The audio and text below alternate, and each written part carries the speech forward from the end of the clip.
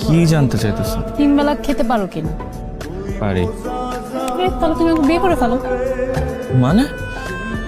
মানে আমরা বিয়ে করব, কাজী 1000, কাবিন 1000, তারপরে রেজিস্ট্রি ফি, মিষ্টি, বিরিয়ানি, রিক্সা ভাড়া, সাক্ষী সবকিছু মিলে ধরো 5-7 হাজার টাকার মধ্যে হয়ে যাবে। ওর কি মাথাটা খারাপ হয়ে গেছে? আমার না এমনি টাকা আমি নিজেই খাইতে পাই না। তুমি আমাকে এখন বলছো তোমরা 3 বেলা খেতে পারো? আরে বাবা, ভাত খাওয়ার বিয়ে করা এক নাকি?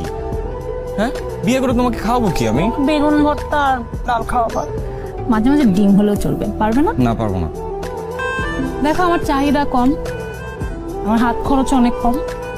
আমি সিফাত নামের একটা গরিবকে বিয়ে করে নিজেও গরিব হতে চাই, এটাই আমার জীবনের লক্ষ্য। এখন তোমার আমাকে বিয়ে করতে হবে, পারবা কিনা বলো? দেখি মার সাথে কথা বলে দিই।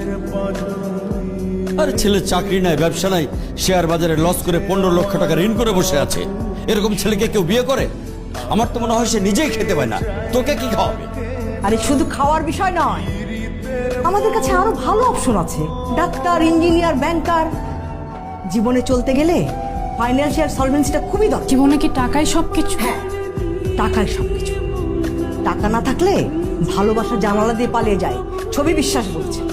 একটা দরিদ্র বেকার ছেলেকে তুই কিভাবে পছন্দ করলি? কারণ আমি স্বার্থপর না, আমি টাকার জন্য কাউকে বিয়ে করতে পারবো না। রানু, কি বলছো তুমি? টাকা ছাড়া তুমি চলতে পারবে? জীবনে চলার জন্য অবশ্যই টাকার দরকার আছে, কিন্তু টাকাই তো একটা মানুষের জীবন হতে পারে না। আমি ভেবে পারবো না। তার মানে ওই ছেলেকে তুই বিয়ে করবি? বাবা, আমার শুভকে পছন্দ। ওর পরিবারের অবস্থান এখন খারাপ, কিন্তু একটা সময় তো ভালো ছিল। তো আবার ঠিক হয়ে যাবে, এটা নিয়ে চিন্তা করো না। শুধু পছন্দ হলেই চলে না রানু, আরো অনেক কিছু লাগে। টাকা, পয়সা, অবস্থান, এর একটা যদি কম হয় না, সুখী হতে পারবি না। জীবনে অভাব পাসলি তো, তাই কিছু বুঝতে পারছিস না। দেখো, একটা বেকার মেয়েকে যদি একটা ধনী ছেলে বিয়ে করতে পারে, তাহলে আমি কেন একটা বেকার ছেলেকে বিয়ে করতে পারবো না?